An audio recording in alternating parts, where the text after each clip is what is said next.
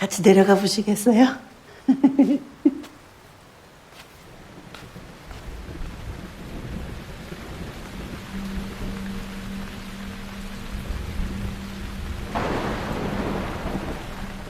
The creepy basement is one of the most well-established tropes in the horror genre, and it makes sense that scary movies use basements to frighten the audience. They're confined, dark, and only have one exit for escape. We know the threat of basements all too well, which explains why even just talking about one can feel ominous. Not many people have basements in California.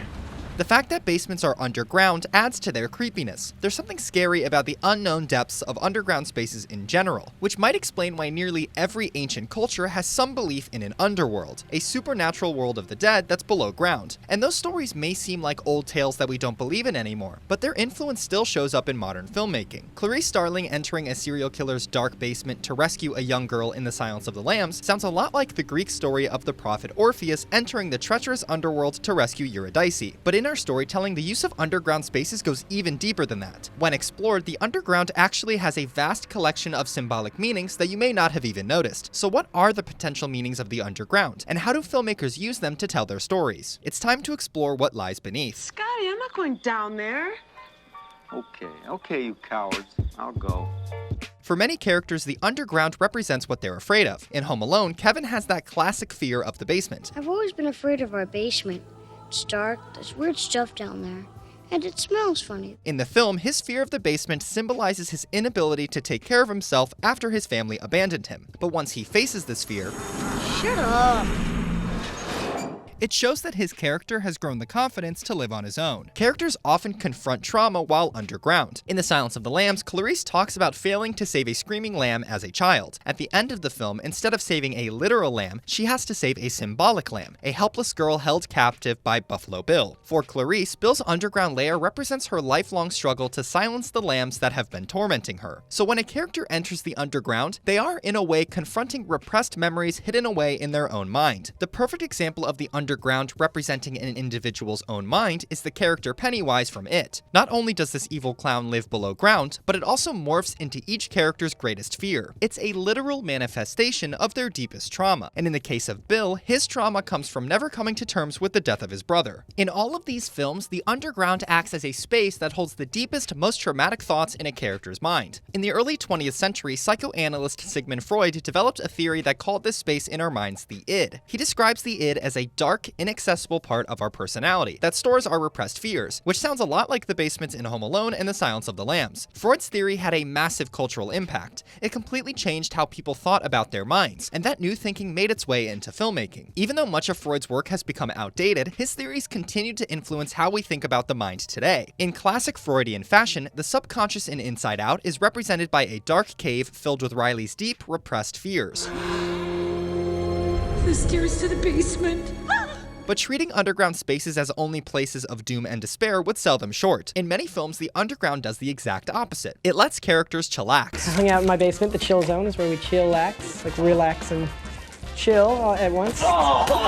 In real life, basements give people a space to unwind and hang out, safe from the problems of the world above ground. In an attempt to protect their masculinity, men have invented their own underground space to shield them from the above-ground pains of dating and marriage. This is the man cave. There's no women allowed in here. In more dramatic films, basements protect people from harm. They can temporarily keep a family safe from monsters, or they can let you make meth without the cops finding out. I'd be willing to bet that movies actually more often portray basements as a place of protection than a place of danger. Whether an underground layer protects your secret identity, or an underground civilization protects you from a robot invasion, the underground creates a space that hides characters from both literal and metaphorical danger. At the end of Superbad, Seth and Evan retreat to Evan's basement to have a sleepover, and they confess how much they cherish each other. In this scene, the underground basement acts as a place where they can both be vulnerable and no longer have to act cool like they do in the rest of the film. The setting calls back to their lifelong childhood friendship, and it's a comfortable space they will have to let go of when they go to different colleges. For Seth and Evan, the childhood basement represents a time they enjoyed together, but also a time they have to move on from as they grow up. Many films treat underground spaces as comfortable, but sometimes they can become too comfortable. A character stuck in a basement can symbolize someone unable to handle the real world.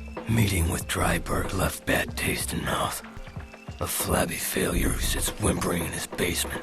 The classic example of the cushy underground is the loser who still lives in his mom's basement, although these days that feels more like a smart financial decision than the sign of a loser. But to keep the story moving, narrative films almost always challenge that initial safety of the underground, or they make the safe underground create a new problem. A bunker may protect characters from the dangers of the outside world, but they don't protect them from the people they are now stuck with. The claustrophobia of underground spaces often forces people into conflict with one another. In War of the Worlds, Ray and his daughter find refuge from alien invaders by hiding out in a man's basement, but when the aliens break in, they are at odds with how to deal with them. Ray wants to keep quiet, but the man wants to fight back. I don't think we're on the same page. Ray quickly learns that the biggest threat to his daughter's safety isn't the aliens they're hiding from, it's their supposed savior they're stuck with underground. Another film that plays with the uncertain safety of underground spaces is 10 Cloverfield Lane, which constantly makes the viewer question whether or not the bunker is a shelter from a radioactive atmosphere, or if it's actually a prison cell. Michelle spends the movie plotting a way out, then questioning if she even wants to get out. This claustrophobic underground showcases the tactics of manipulative relationships. It might suck in the bunker, but outside, it's even worse. After I saved you and kept you safe, this is how you repay me.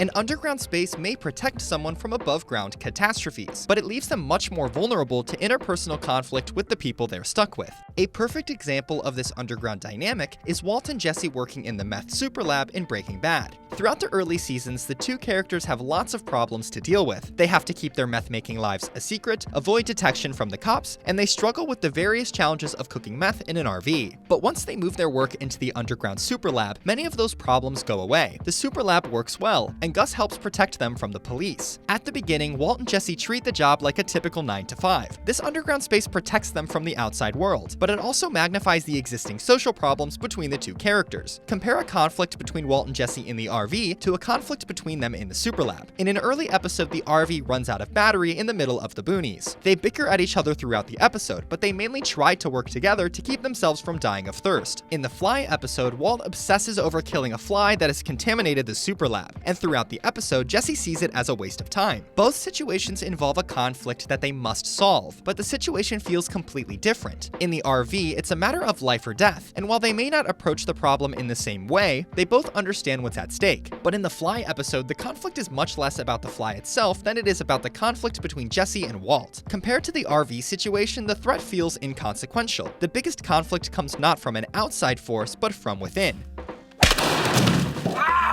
The two can't even agree on whether there's a problem, and all the setbacks come from the two undermining each other, like when Jesse cuts off the power. There are many possible interpretations of what the fly symbolizes in this episode, but what's clear is that the setting creates a high-pressure, claustrophobic environment that forces us to focus on the relationship between Walt and Jesse. Because of the isolated space of the underground superlab, the two have the most revealing, personal dialogue in the entire series.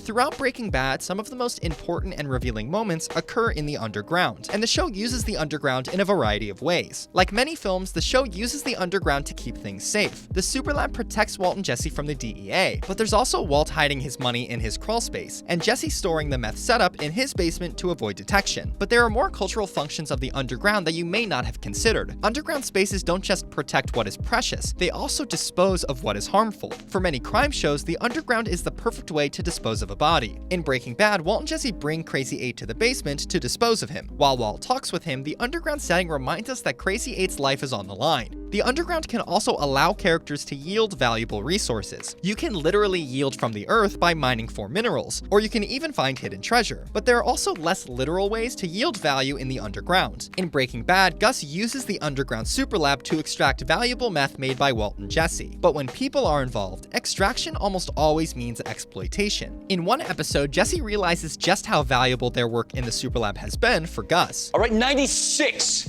million. 96 to our 3. That is messed up, yo. While Walt scolds him for being ungrateful, Jesse points out that the whole deal is unfair. What world do you live in?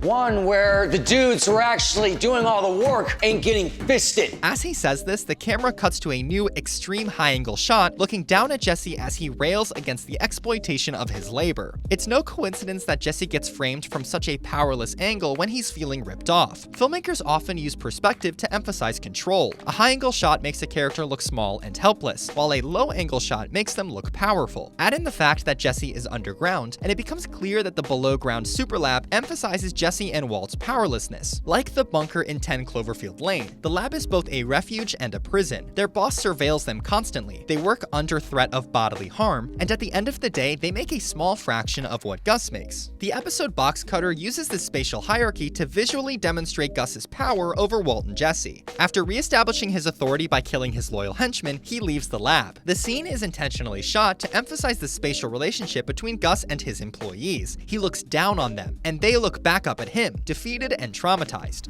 Get back to work.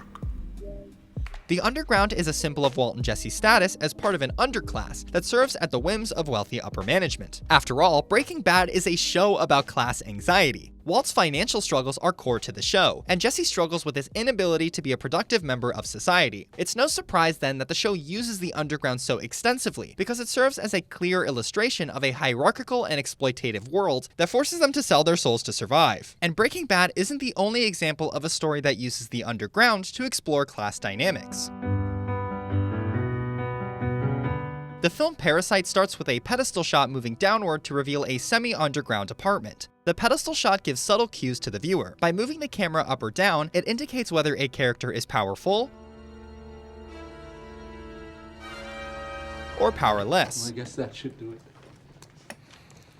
In the case of Parasite, the shot reinforces that this family is part of the powerless underclass. Their semi-underground apartment symbolizes their low status in the socioeconomic hierarchy. The beginning of the film revolves around the family trying to literally rise above their station. Even in the very first scene, they're trying to get reliable Wi-Fi by holding their phones up to the ceiling, symbolically showing that their success lies upward. When the son gets an opportunity to tutor for a much wealthier family, he makes the trek to their house, and in each shot, he moves upward. Along with the pedestal shot, the film also uses high-angle and low-angle shots throughout this early sequence to show power. In the beginning, the camera looks down on the poor family, but as they infiltrate the rich home, they gain control of the frame, at times towering over the rich family. Both the camera and the above-ground setting emphasize the changing hierarchy between the two families. But all of that ends with the discovery of a new underground space, the nuclear bunker.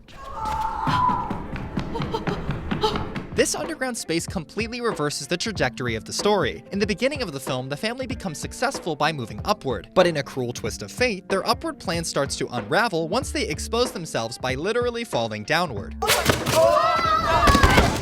Again, underground space represents the powerless, and the Kim family instantly lose their control. The nuclear bunker in Parasite has many symbolic meanings. It does protect what is valuable. That's what nuclear bunkers were made for. They protect people from a potential nuclear attack. In the film, the bunker keeps a man safe from the loan sharks trying to catch him, but that protection comes at a price, and it eventually drives its inhabitants mad. And while the bunker doesn't yield value in a literal way, like buried treasure or crystal meth, it does yield the big twist in the story itself. Parasite follows the tradition of countless films that use an underground space as the climactic moment or as a major plot twist. There are lots of films with surprise underground spaces that I won't talk about to avoid spoiling them, which goes to show just how important those spaces are for many stories. What makes Parasite such an incredible example of the underground is in how many ways it uses it to tell its story. Parasite uses the underground not only to emphasize hierarchy and exploitation, but to show how the stench of the underground never really leaves people who manage to climb their way up. You can see all these ideas of the underground in the very last shot of the film. After the son vows to get rich and save his father from the bunker, we get the same pedestal shot from the beginning. No matter how hard he tries or how much he plans, he remains trapped underground. The underground isn't just a physical space in this film, it's a social boundary policed by the norms and manners of an upper-class society with no interest in admitting anyone new. In Parasite, there is no meritocracy.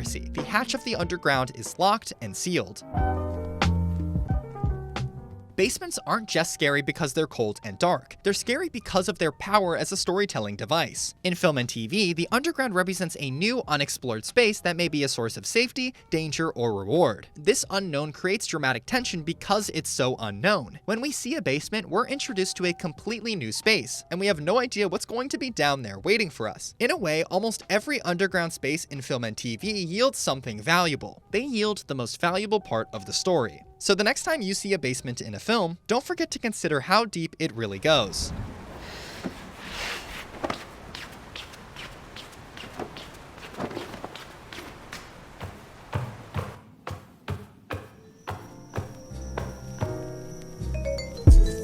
Like most Now You See It videos, this one only contains a fraction of all the thoughts and ideas we had around this topic, but we want to let you in on the deeper conversations we had about the Underground, Breaking Bad, and Parasite. We do that and more in our latest episode of the Now You Hear It podcast. The Now You Hear It podcast goes in depth on each month's topic, expands our thoughts, and discusses related topics that didn't make it into the video. You can get exclusive access to our past 2 episodes, plus our brand new episode on the Underground by going to patreon.com/nowyousseeit and becoming a $5 tier member. And if you want to check out our first episode for free, the link is in the description. Getting access to Now You Hear It is the perfect way to support the channel while also getting exclusive long-form content. So hit the subscribe button, head to our Patreon, and thanks for watching.